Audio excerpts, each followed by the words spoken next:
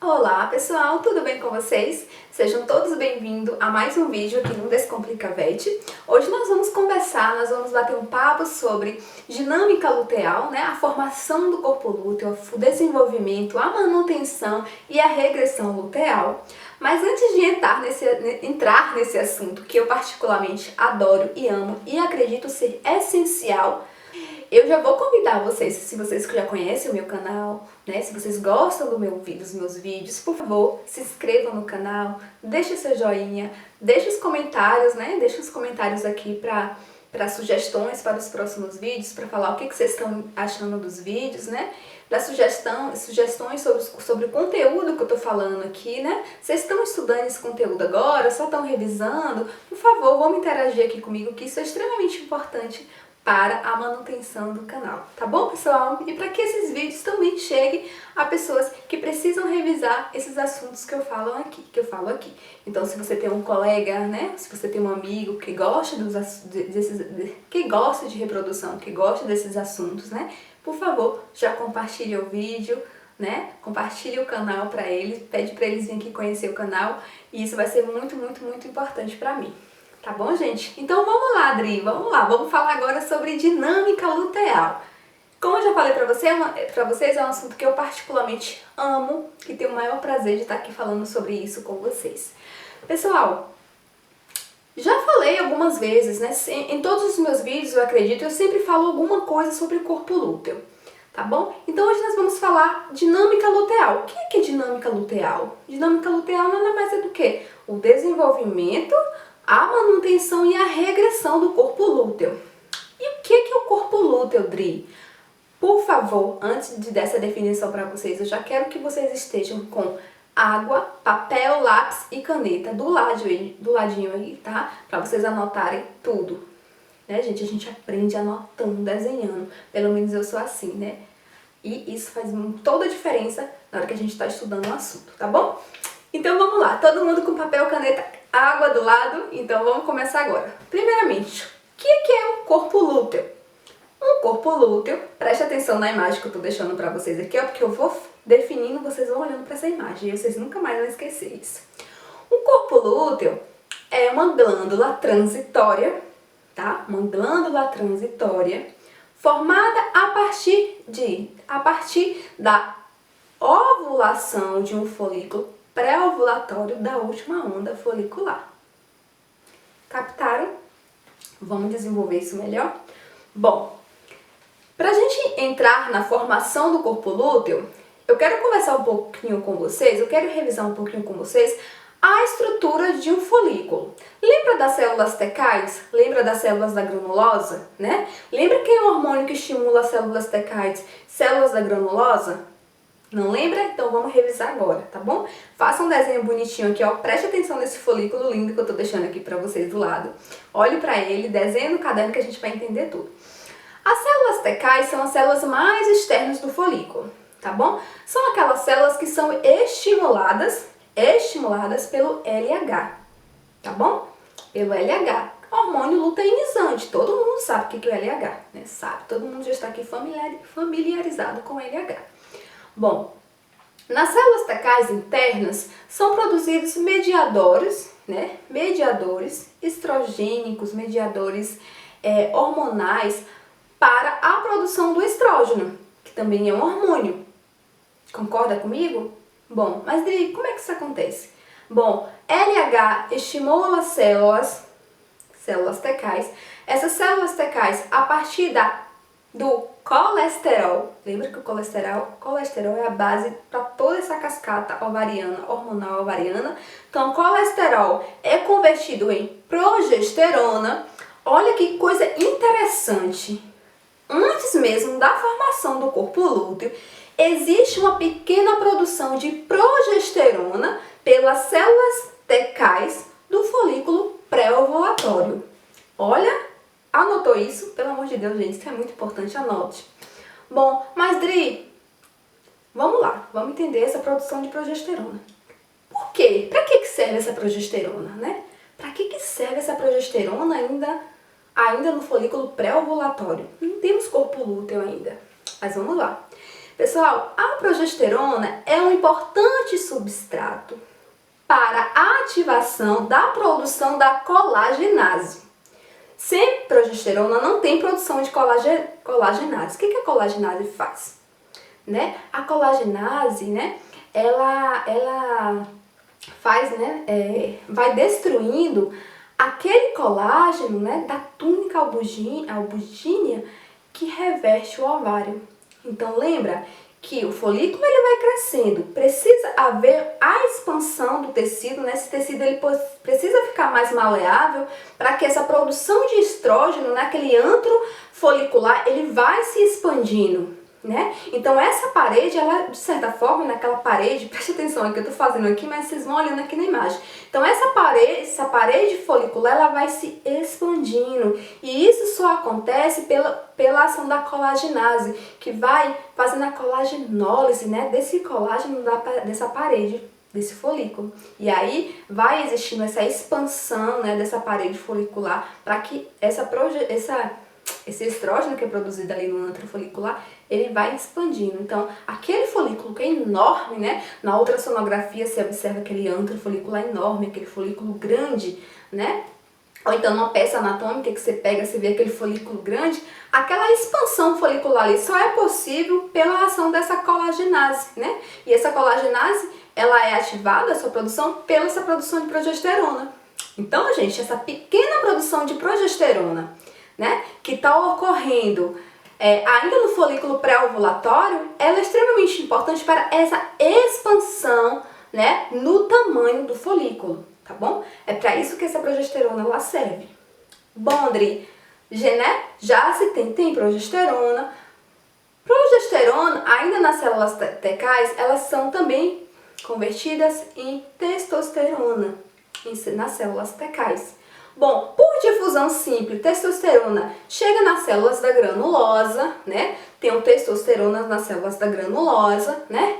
É preciso que exista ali uma enzima que é extremamente importante, que converte testosterona em estrógeno.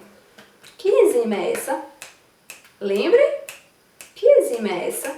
Lembra que se a vaca ela não tem uma atividade funcional dessa enzima, ela apresenta aquele comportamento de macho. Você já deve ter ouvido falar, né? Aquela vaca, né? Que ela tá apresentando um comportamento masculino, né? Quando ela tem muita progesterona e não tem essa conversão de progesterona, ou de testosterona, desculpa, em estrógeno. Aromatase. Vocês nunca mais vão esquecer dessa enzima. Aromatase. Então, a aromatase, né? Ela está presente nas células da granulosa e elas são extremamente importantes para converter testosterona em estrógeno, tá bom? Então, o estrógeno ele é produzido nas células da granulosa. Então, as células da granulosa começam a produzir muito estrógeno e o folículo ele vai crescendo, crescendo, crescendo. E é aquele antro folicular que a gente encontra ali, né? Aquele antro, quando você olha no aparelho de ultrassom, você vê aquele antro, né? Aquela cavidade escura. Aquilo ali é estrógeno. Estrógeno puro? Não, tem proteínas, enfim, tem outras substâncias ali presentes. Mas a maior parte é o estrógeno. Bom, quanto mais grande esse folículo tá, mais produção de estrógeno tá tendo, mais rápido vai ser o feedback positivo, né? Lá na hipófise, no hipotálamo, desculpa. Eu tava lembrando aqui, gente, no hipotálamo.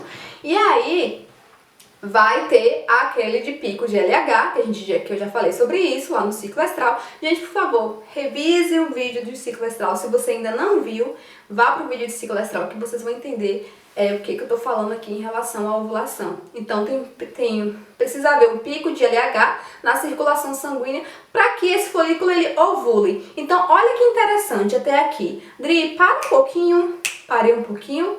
Vamos revisar o que a gente viu até aqui. Células da teca, células da granulosa. Células da teca expressam receptores para LH, né? A partir do colesterol é produzido progesterona que vai dar origem à síntese da colagenase, né?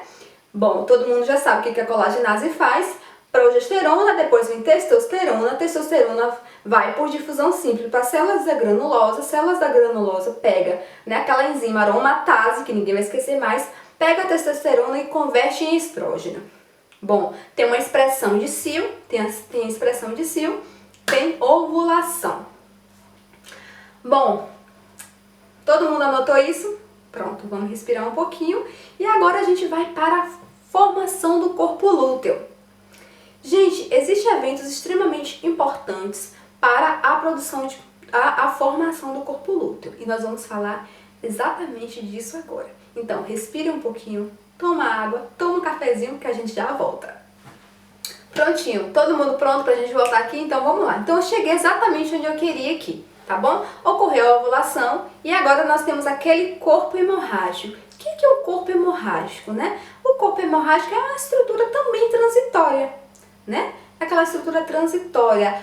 Logo quando ocorre a ovulação, naquele local, começa a haver uma produção muito rápida de um coágulo sanguíneo ali no local. Bom, coágulo sanguíneo, né? O corpo hemorrágico nada mais é do que a aparência, né, de uma ferida, né? Tá ali aquele coágulo e aquilo ali, gente, é ali que vai começar a ocorrer a luteinização das células da granulosa e das células tecais.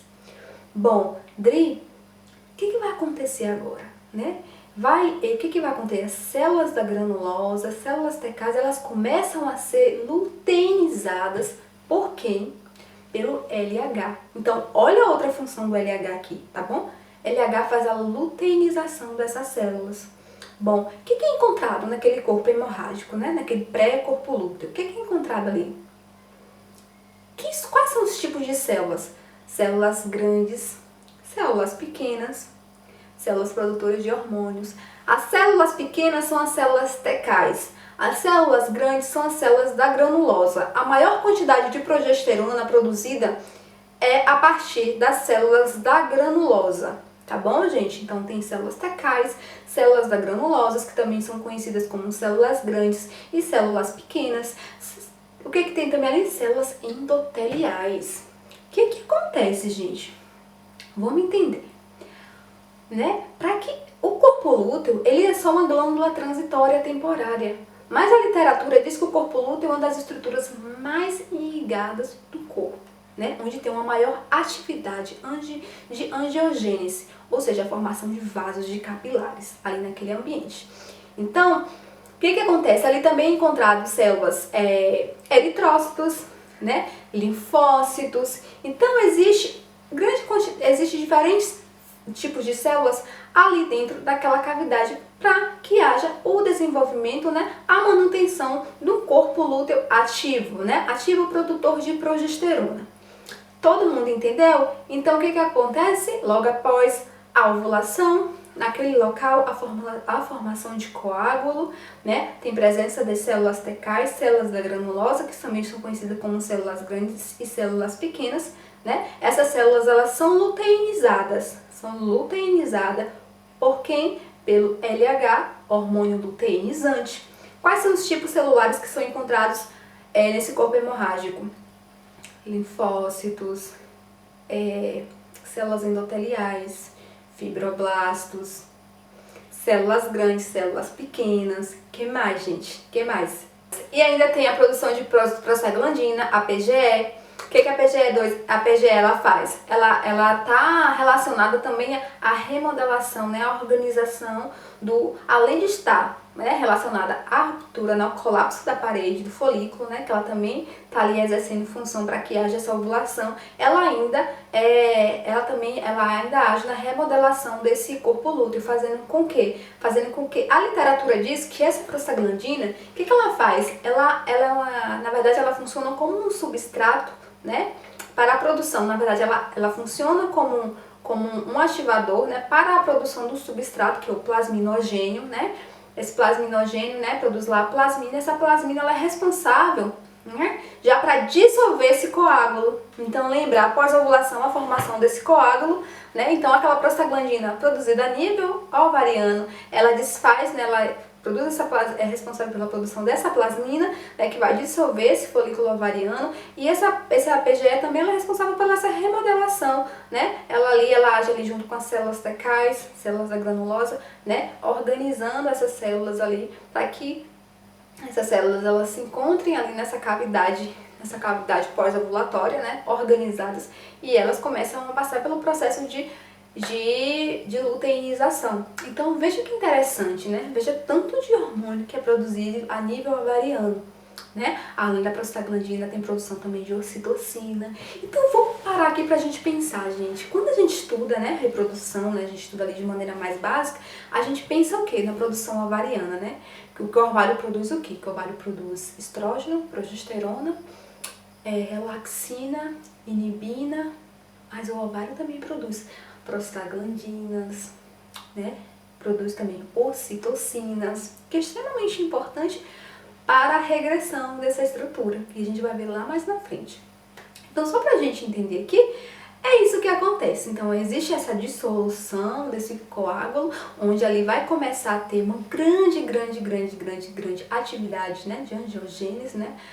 Vai começar ali a produzir, que são muitos vasos, extremamente irrigado, né? Uma atividade muito grande, produção de progesterona, as células são luteinizadas, e aí nós já temos um corpo lúteo, né? Aquele corpo que é chamado também, pode ser também chamado de corpo amarelo, que na vaca tem aquela coloração bem amarelada, né? Que essa coloração é lá do beta-caroteno, né? Das grandes concentrações de beta-caroteno. Então é bem amarelinha. Então aquele corpo lúteo ali bem amarelinho, ele já é uma glândula produtora de progesterona. Então tem células luteinizadas ali, células grandes, células pequenas, produzindo progesterona. Esse corpo lúteo ele também pode ser cavitário. A literatura diz que a cavidade não interfere em nada na qualidade do corpo lúteo e na produção de progesterona, tá? Isso é uma característica de algumas vacas que apresentam esse corpo lúteo cavitário, tá bom? Então, se você for observar um corpo lúteo na ultrassonografia, um corpo lúteo ativo produzindo progesterona, vocês vão ver, vou deixar uma imagem aqui do lado, vocês vão ver, é uma estrutura extremamente irrigada, bem vascularizada, sabe? Você vê uma vascularização muito grande dessa estrutura. Então tá vendo aí produção de progesterona. Entenderam, gente? Então vamos lá, Adri. A gente já tá entendendo como é a formação do corpo lúteo, produção de progesterona ativa, corpo lúteo. Só que chega um momento que esse corpo lúteo ele tem que regredir. Como é que isso acontece? Bom, gente, falando de um modo mais superficial, para vocês entenderem mais ou menos como é que isso acontece, bom, no final, né, ali da fase luteínica, se não há reconhecimento materno da gestação, como nós já conversamos sobre isso, né, temos o último vídeo aqui do canal, o penúltimo vídeo na verdade, estamos falando sobre reconhecimento materno da gestação. Então vamos trazer isso para cá. Se não tem reconhecimento materno da gestação, esse corpo lúteo ele vai regredir, porque o ciclo precisa voltar. A gente não pode ter um corpo lúteo ali permanente, né? Senão o ciclo senão essa vaca ela não volta a ciclar, né? Ela fica aí em anestro, ela não volta a ciclar. Então o que acontece? Esse corpo lúteo ele tem que ser lisado.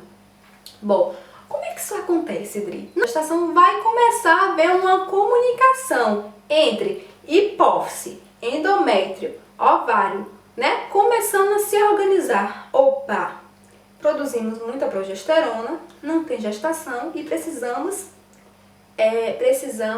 tirar essa glândula daqui. Precisamos fazer que ocorra a luteólise, né? Precisamos fazer com que haja a regressão luteal, a regressão desse corpo lúteo. Como é que isso começa a acontecer? Lembra que o ovário tem produção de prostaglandina, ocitocina, e lembra que mesmo não tendo o corpo lúteo, né, existe uma produção de estrógeno ainda a nível ovariano, né? Quando a gente fala, progesterona alta, estrógeno baixo, isso não quer dizer que não tem estrógeno em quantidades baixas, mas tem. O que esse estrógeno faz?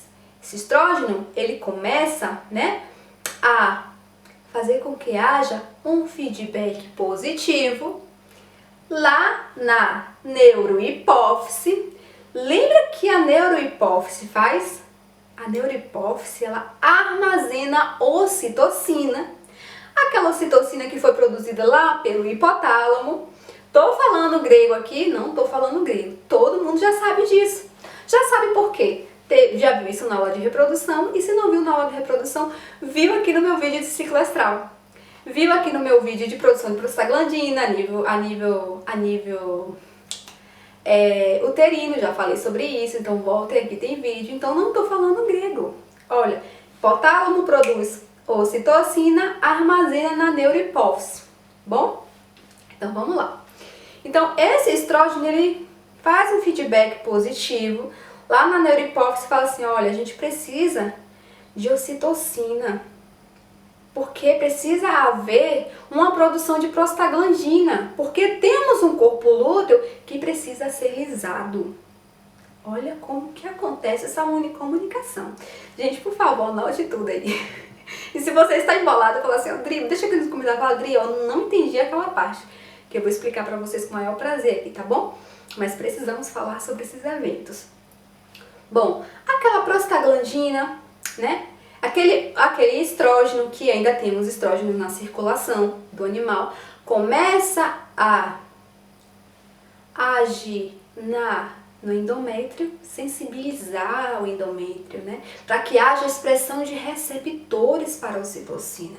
Porque precisa ter receptores. Quem é que faz essa sensibilização para a expressão desses receptores? É o estrógeno.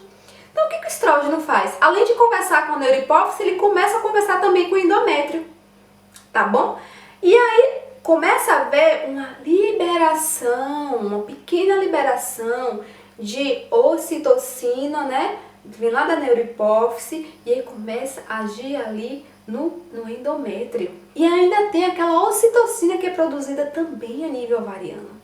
Então começa a ter uma produção de ocitocina ou de prostaglandina, né? Lembra ali do ácido araquidônico, que é convertido em prostaglandina. Lembra daquela cascata da fosfolipase? Já falei sobre isso aqui, gente. Então vai lá no vídeo para vocês conferirem tudo que eu tô falando aqui. Isso funciona. E aí, gente, ao mesmo tempo, o que acontece também? Começa a ter uma inibição de receptores para progesterona, tá? Então ali tem uma luta de progesterona com prostaglandina e ocitocina, tudo ali junto, embolado. O que acontece é que começa a ter uma síntese cada vez maior de prostaglandina.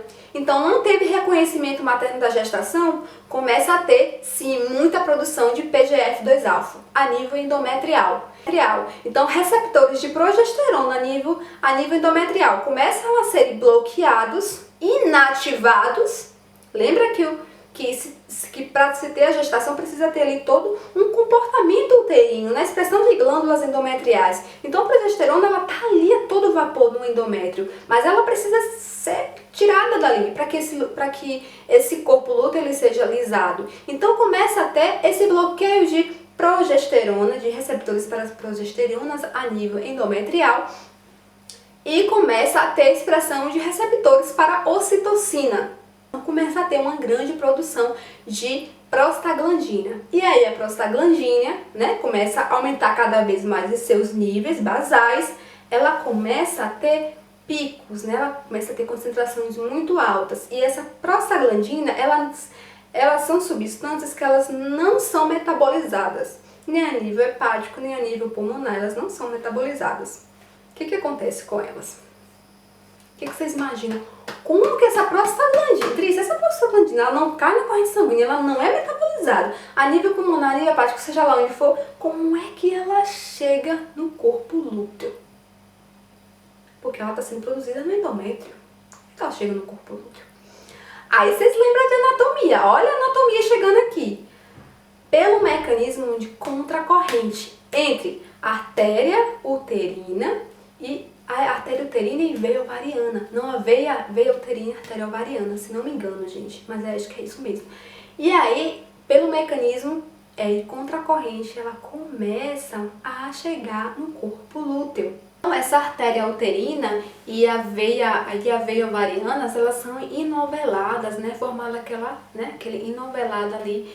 E ali o mecanismo de chegada, né? Através desse inovelamento, a a prostaglandina, que agora é produzida, né, em pulsos pelo endométrio, né, em grande quantidade, chega pelo mecanismo de contracorrente ao corpo lúteo, tá? Isso é tão importante, gente, isso é extremamente importante, porque a literatura diz que o que acontece, né, 95% da prostaglandina que cai na corrente sanguínea em ruminantes, 90% delas são metabolizadas em metabólitos inativos, né? Em substâncias inativas.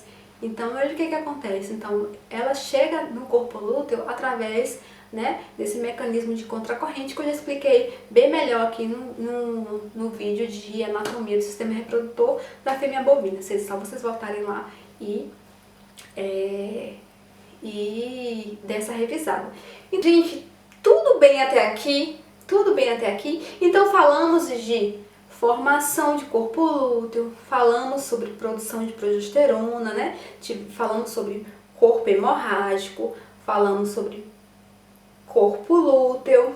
Agora vamos falar sobre corpo albicans. O que é corpo albicans? De maneira muito simples, gente, ocorre a regressão luteal. Luteólise ocorreu naquele local, né, onde tinha a presença do corpo lúteo, agora só vai ter uma cicatriz. Uma cicatriz que é um sinal de que houve a ovulação de um corpo lúteo naquele local. Então, o corpo albicans é uma cicatriz que a fêmea vai levar pro resto da sua vida no seu ovário, como um sinal de luteinização, como um sinal de ovulação. Um folículo foi ovulado, um corpo lúteo foi lisado e ali a fêmea fica com aquela cicatriz. Se a gente pegar uma peça anatômica, né, aquelas peças de abatedouro que nós utilizamos nas aulas, né, pra gente aprender a anatomia do sistema reprodutor, né, no ovário tem aquelas pintinhas pretas, sabe aqueles pontinhos? E o professor fala, né, isso aqui são sinais de ovulação. Então, olha que interessante. Primeiro nós temos um corpo hemorrágico. Não, vamos falar aqui mais do início. Um folículo pré-ovulatório, folículo ovulou, formou o corpo hemorrágico, né? Uma cavidade com coágulo dentro, né? Teve o corpo hemorrágico ele se organiza, né? Ele se organiza, a plasmina vai lá, ó, destrói aquele coágulo, né? A PGE vai lá, ó, organiza aquela estrutura, células da teca, células da granulosa, né? Começa a ser luteinizadas pelo LH. Olha que interessante, pelo LH, e ali começa a se produzir, sai de um corpo hemorrágico a um corpo lúteo, a uma glândula extremamente ativa, produzindo progesterona. Olha, chega no final da fase luteal, não teve reconhecimento materno da gestação, não teve gestação, vai regredir, vai ter a luteólise. Como é que ocorre essa luteólise, né? Prostaglandina, ocitocina produzida a nível ovariano, bloqueio de receptores de progesterona na hipófise, né? A hipófise começa a ser estimulada pelo estrógeno. O estrógeno estimula o endométrio a expressar receptores para ocitocina, começa a ter a produção de pequenas quantidades de prostaglandina, PGF2-alfa, que vai aumentando cada vez mais na circulação. Prostaglandina alta, o que acontece? Luteólise. A prostaglandina ela chega no corpo lúteo através de um mecanismo contracorrente e faz a luteólise desse corpo lúteo. Tá bom, gente? Olha quanta coisa interessante que a gente aprendeu aqui hoje, né? Regressão luteal. Então, já se foi corpo hemorrágico, já se foi corpo lúteo, depois da luteólise sobra o corpo albicans, que é a cicatriz que a fêmea vai levar pro resto da sua vida como um sinal de ovulação.